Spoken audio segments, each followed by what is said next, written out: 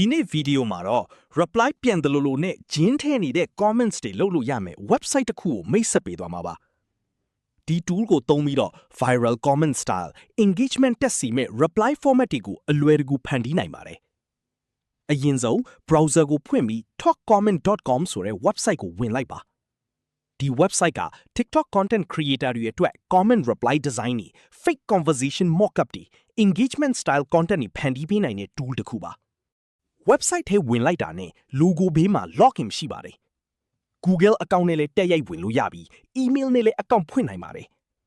ဒီလို login ဝင်ထားမှ project တွေ save လုပ်လို့ရမှာဖြစ်ပါတယ် login ဝင်ပြီးတာနဲ့ main dashboard ကိုရောက်လာပါပြီ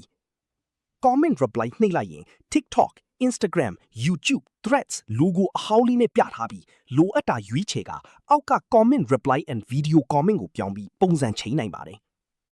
အဲ့ဒီနောက် username ရိုက်ထည့်လိုက်ပါသူ့ဘီက upload avatar icon လေးကိုနှိပ်ပြီးလေပုံတပုံထည့်နိုင်ပါတယ် Blue Max logo လေးလည်းထည့်နိုင်တယ်လို့ generate random identity ဆိုရွေးပြီးကြာမအမှုပညာရှင်တို့ကိုလည်းပြောင်းလဲနိုင်သေးပါတယ်နီးနဲ့လ icon လေးချိန်ပြီးလေသုံးနိုင်ပါသေးတယ်နောက်ဆုံးအရေးကြီးတာကတော့ comment text ကိုလည်းစိတ်ကြိုက်ရေးနိုင်ပါပြီမိမိလိုတယ်လို့ရေးလိုက်တာနဲ့ TikTok style comment preview ကို real ပုံစံနဲ့ပြပြီးမှာပါ